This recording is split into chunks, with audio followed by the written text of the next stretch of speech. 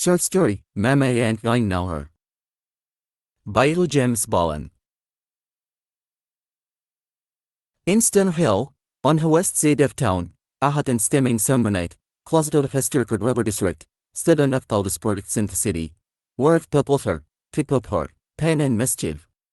The spurious word and known as Valencia race, but now called Stone Vista. Down south in the city of Shreveport, in the state of Louisiana, named after King Los and his with Queen Anna. Family state without counties but parishes instead.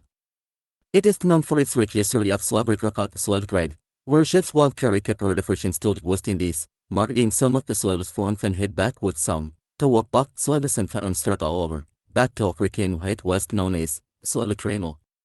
Fast fed heaviers, do here. Because the cycle repeat itself for nearly 400 years. The mentality of us of African descent won't love her, remember the pain handed down to them, from generation to generation, where previous cross-straining and discrimination was well hidden in most cities in America. However, it was really our constant fermented city. Yes, right here. What wasn't called oppression became hatred, that hatred became predict, which became hate that followed us up for many years, even after Jim Crow, redlining, and the death of it. It's still felt today. The civil rights bill benefit festival came after the death of Mock, less than 2 towards SA. It has never benefited the people it was written for. Louisiana was also known for its cooking, Cajun fish or krill fat, but fig-no-fat Cajun and krill were a wrap of people, not a dish. Louisiana was also known for its high crime rate, which sought private liquors, primarily because of the prejudice in the hate. The fact that it was consistently ranked with the highest unemployment rate. Murders and rape. Plagued Fish State. Fish was raided before the government ever the streets would crack cocaine, and in the trend of our cultures to be filled to public UN. Yes. Black men sold their self for a deal but that's another story for another team. Let's get back to the city, the capital of crime. Shreveport, located in the northeast part of Louisiana, as it had been past years, was pretty much stuck in a dim warp. Fair was and she's at in Matu Samania Hulet, but in this city, Fair was and she's at in Matu Silsa Hulet. Mustian black men were constantly being reminded of where they came from. For instance, it was against the law for a black man to walk around downtown without a shirt, no matter if he was walking in 115-degree weather on a construction site or trying to call himself up in the middle of the night. A white man, however, could walk downtown without his shirt, socks, or shoes. Class who was right, who was wrong. I'll let you choose. Back then, downtown was called uptown. I remember in particular night, everything seemed to be alright, but something was about to go wrong, isn't it? I could feel it in my bones. It was like a cold chill in the air. Something was wrong, something was there, but everything seemed normal, but something was truly wrong. I remember like it was yesterday. 50 young black men were sitting in the stop, tired of being bored in the lawn, with no favors in the homes. Besides the system won't allow it fail evident products with firm offers, but no favors. Most favors lived in the streets, some were in jail with some friends or family. Man, facetims were hell. Most young black men like this was how life was supposed to be, calling the streets their home, their own. First of the young black men hate their favors for the life they loved. Most black mothers bonded the favor for the situation that they were in, and take their children to them. A devil's plan, psychological warfare, and a mental game. A strain on the brain. Yes, the problem wasn't apparently wasn't very fatal. Had children and worry about to repeat an important cycle of their own, and some of them were as young as 13 and they to worry alone. Most mothers worked 2 jobs and were never at home, keeping food on the table and paying bills. Welfare and food stamps just weren't enough. Still, they can't allow the Department of Labor or any other government or state agency to confess they were receiving extra income or the little money they were receiving while better if done on. There were 5 young men that consist of people, asking both young men what would they bought 150 pounds and was considered a tree. Was it was sexual, male sexual, and loved to faith. Call us a fan. That solid of his name, always works as, it didn't matter if it was day or night. His bird first said as if he was born with them on. Enter a martial bird, so fat, family thinking was all the movies, none of the mobs, none of the skulls, but you can't tell him fat or else he will surely treat you kasi you some pan, treat you call. Pal, the comic, wild make-headed man what you just to laugh at his jokes. He was a character, and every no log to listen to his jokes. Hence, about a boulder, so that. He wild full of his muscles in a blink of an eye, telling everyone how he's a doby thing, in his younger day, but hell, he was the youngest of them all. Just 13 years old and still growing out, not even. Heinz loved Worstel, he loved to fake. But let me tell you what happened that night. Papa, Khalid, Andrew, Pal, and Heinz were bored on a hot summer night in May. I remember because it was close to Tony's birthday. They noticed an old man, known to many as Petit Pit, walking by. Petit Pit was the commonly drunk and a Vietnam veteran, and he noticed the boss sitting around it all. He said, "You guys look as if you are looking for trouble." When I was growing up, kids were out walking and discovering new things at your ages. Though you can walk head to feet just to break out the public water fountains, and we can't even walk around with our chest bar because of the fear that the little ladies might look at our neckness and lust after us, and the little men didn't look fat. We were fined $135 plus 20 days community service. Enner said, with his thick cash and his shirt up and weight, "Look, old man, ya better get out of here before you eat her. Before you get it. Anybody comes near him with that bullshit, gotta get it down, they'll never afford it." Petty murmured dirty boys, now look at you, they'll punch looking for trouble because you were bored. Why didn't you guys go read a book or something and get out of the streets? Nothing got her, but a quick way to see the Lord. Looking at him with amusement, old Petit Pit said, "That's what many of me old friends said. Now all of them are dead. Hell, is the dough be just like you, the first and willing to faith, but now event fate in misted. Just give me a pint of fat old night train, well there is some of fat blonde farm nowadays, and hell, the up for tonight. Folk a fate." But they didn't went to her head. Pal said jokingly, "Get your old ass, it Black Panther looking, night train drinking is sucker. We ain't trained to her head, man. What can I learn from a drunk? How to drink? T.L. Petit threw up his middle finger and said, "Spin and fess, ye ignorant bastards, you're going to learn, or you're going to burn. This streets don't play, and by the way, have yourself a good day." They all started talking about the things old Petty was talking about, saying what they would do if they were there in those days, how they would call us bastards were fisted if they gave them any demands. Papa was 15 years old, who had seen everything, saw that he was in command, saying, "Let's go out and have some fun." But first of them said in unison as if in a chore, "How in we ain't got no flow, no money, no duff." Papa said, "You don't know. Heard as it passes some guns around, that had hidden in a dirt bag in some bushes. As al assessment for Koid, Sustmatu Hamsa Savat for Pal, Sustmatu Samania Founder, and a pump shut into hints, with his crazy ass, I love to see action, I love to feel the power. If left up to him, he could rob a maneuver her." Then Papa replied, "Mad Maharitanit at Mene." Now it was about that into not at him, so they all started on their way home. Festivals were determined to get into trouble his knife, yet up then now with a loud weapon and foreign theories. For so long they had doodled with pan, can't express themselves and worry about to go insane. Didn't know any form of love, except the love they had for film offers, anything else to them was a sin. That's how it begins, that's how it ends. Now, on the corner of Viking Drive and Stenner Avenue, they split up and head for home. For some reason Papa wanted to walk right projects. When I noticed Bolin, half and walked right over him, but this time he didn't mean talking to him, for some odd reason. Bolin, who had just moved to Stenner Vista, spent his whole life traveling around the United States because his father wasn't here me. He was open-minded about many things, and on top of that, was a young zealous Christian, hung out with only a handful of friends. Most of them kept a low profile, but they too had their to hide. Fe, luster, and still worked free. Word and then nearby Pentecostal church off of Just Street. They didn't do much but talk about God, and many thought they were crazy. They would grab people's attention with words they spoke. Bolin was hid hum this particular night when he saw Popo on his way to us. Bolin spoke, as he approached, "Hey folk."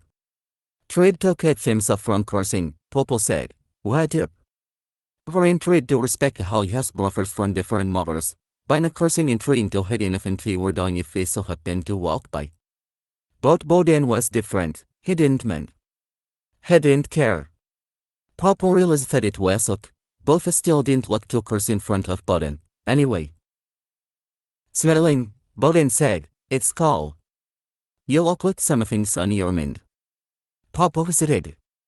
Just tired of being in this hellhole, tired of being poor. Bolin was a good listener, and he didn't let to be out of any conversation. They both took a seat in the front steps of his apartment. Your folks always talking about getting acting like nothing is wrong, yelling praise God. And how will you this and how will you that, saying trust in God and how so pull all your needs. It sounds good, but when you are hungry, it sounds like nonsense at home. Looking at Popo, realizing he was earnest and confused, Bolin said, "Man and Popo do say and do that, praise God and how will your words do any or happy or sad. However, some often don't mean it they do it because their mother and mothers do it and their mother and grandmothers did it before them, but their hearts don't say nothing at all. It's just an unconscious routine. Not to say, they didn't love the Lord, but my opinion is that they might love the Lord, they just don't know the Lord. You just need to talk to him, become his friend. I don't think some of them haven't met. I don't think they know him. Yet. Popo just said for saying, be his friend. So, ignore his people be faking it, running around looking like fools. Bolin interrupted him, Now, man, don't misunderstand.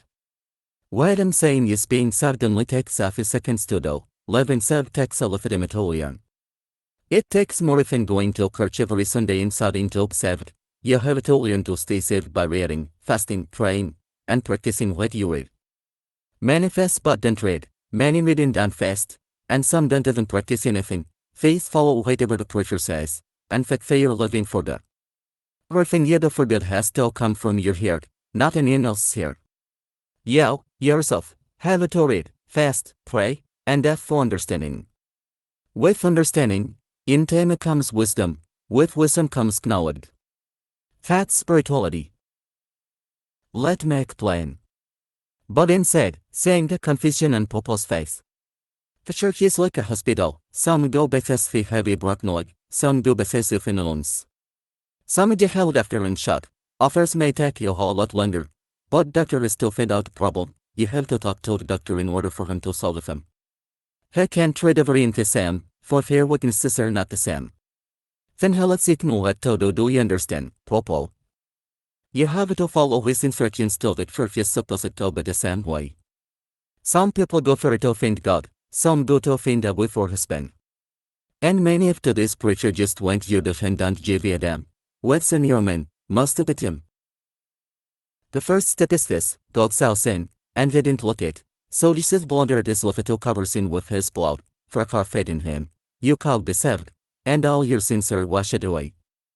Just by repenting of your sins, it is so simple, but this whole offended Christians, make it seem like you would do so much more to be saved, but it's I just keep your faith in him. I hope you'll find him one day. There is so much more, but let's take it slow. Let's look at it in another way, today. If an artist inspires you to draw, paint or sing, do you treat or paint or sing fair way or do you want to express yourself your own way? Popo replied, yes, but of course. Bolin then said, well, Jill did your wife not the preacher or the teacher?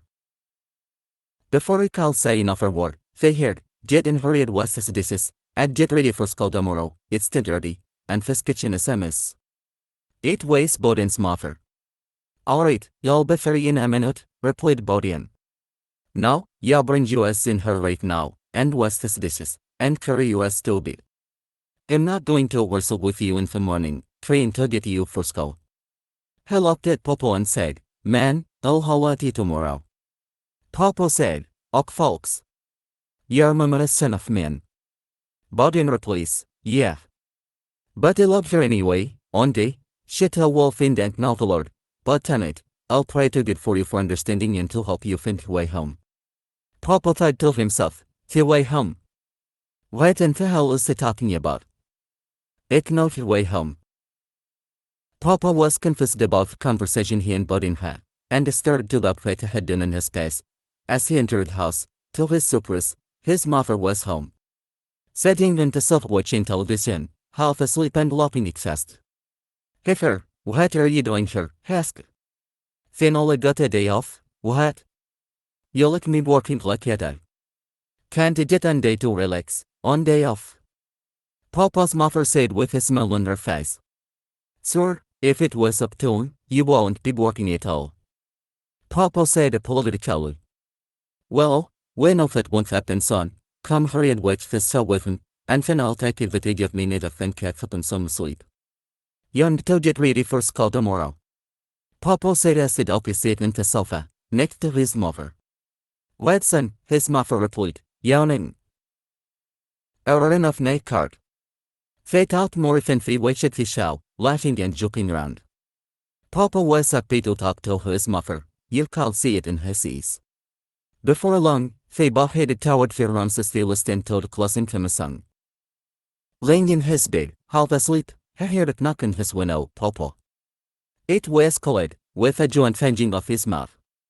You man, you got us waiting of her for yours, and you are in her sleeping. Papa said as he tried to wake up. You man, if for it fat click, pass me that J. He looked at Khaled with a smile on his face, saying, on day you gonna go blunt, with your alias, wearing them shed sun into dark. As he stretched and top head from TJ, Papa said, boy, you needed fit, you get so much shit in me mind. Fisher is gonna help me relax. Told him Max. Papa got said, putting his thing in the back of his pants, the columns of the gun against his ass woke him up. Papa, what are you doing you pincer? And you're supposed to be asleep. His mother asked.